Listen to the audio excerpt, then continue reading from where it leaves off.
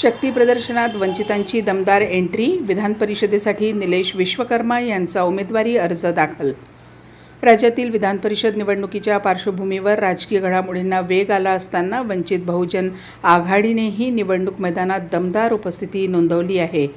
पक्षाचे राष्ट्रीय अध्यक्ष श्रद्धेय ॲडव्होकेट प्रकाश आंबेडकर यांच्या नेतृत्वाखाली पक्षाने आपली राजकीय ताकद दाखवण्यास सुरुवात केली असून आज सोमवार दिनांक 1 जून 2026 रोजी अमरावती जिल्हाधिकारी कार्यालयावर मोठ्या शक्ती प्रदर्शनासह वंचित बहुजन आघाडीचे नेते निलेश विश्वकर्मा यांनी विधान परिषद निवडणुकीसाठी नामांकन अर्ज दाखल केला। अर्ज दाखल करण्याच्या शेवटच्या दिवशी कार्यकर्त्यांचा उत्साह शिगेला पोहोचला होता।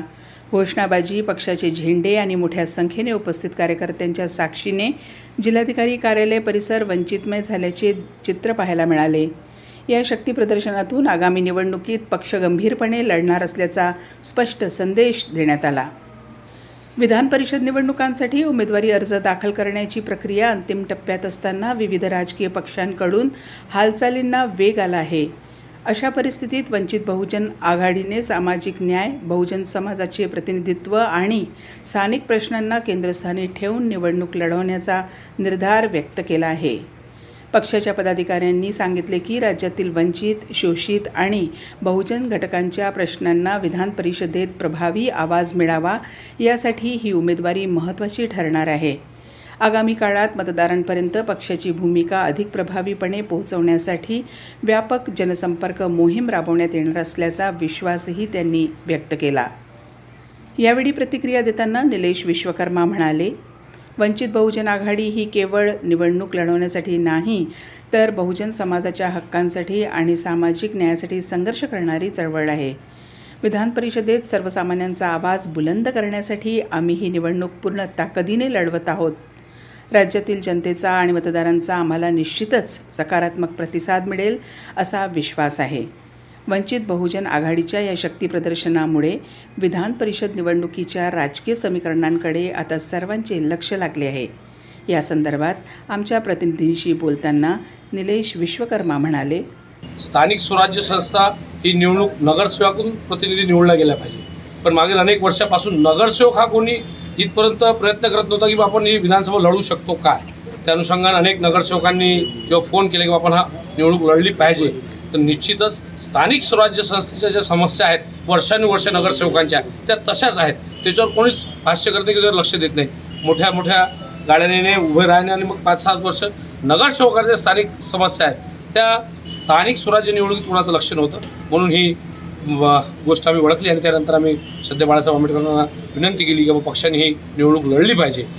आणि राहिला दुसरा प्रश्न मतांचं बेरीज, तर निश्चितच अमरावती जिल्हा या तिसऱ्यांदा नगरसेवक आहे। आता माझी नगराध्यक्ष तिथं गणपती निवडून आली आहे।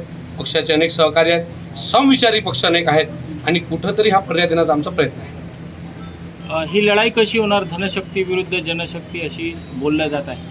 निश्चितच, कारण का या निवडणुका तुमच्या सर्वांच्या समोर आहे। मीडियाला मला सांगायची काही गरज नाही किती मोठ्या शक्तीचा वापर होतो आणि निवडणूक कशा मागील ज्या तुम्ही निवडणुका बघितल्या असेल प्रत्येक, मग छोटी छोटी असेल मोठीची मोठी, त्यात काय वापर होतो आहे तुम्हाला सर्वांना माहीत आहे। याच्या पुढं जाऊन समस्यावर आपण मात करणार आहोत। नगरसेवकांना थेट त्यांच्या मुद्द्याला घेऊन निवडणूक होणार आहे आणि त्यांना जर वाटत असेल तर निश्चितच नगरसेवकाचा आमदार होऊ शकतं का ही प्रयत्न जर करत असेल, येणाऱ्या सर्व नगरपालिका निवडणुकात महाराष्ट्रातच प्रत्येक नगरसेवकपैकी कोणीही किंवा नगराध्यक्ष या निवडणुकीला उभा राहिला पाहिजे। सत्ताधाऱ्यांचे मतदान अधिक आहे, कसं गणित जुळवाल?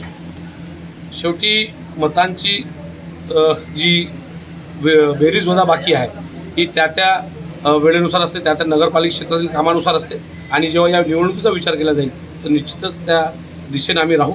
ज्यात आमच्या महाराष्ट्राचे उपाध्यक्ष आमच्यासोबत आहेत, महाराष्ट्र लेवलला जे आमच्या बोलणी सुरू आहे पक्षांसोबत, महाविकास आघाडीसोबत जी बोलणी सुरू आहे त्या संदर्भात ते पण एक मिनिट याच्यावर मार्गदर्शन बोलणे हेही जात आहे की सत्ताधाऱ्यांना फायदा देण्यासाठी तुमचा या ठिकाणी उमेदवारी अर्ज तुम्ही भरत आहे असंही बोललं जात आहे।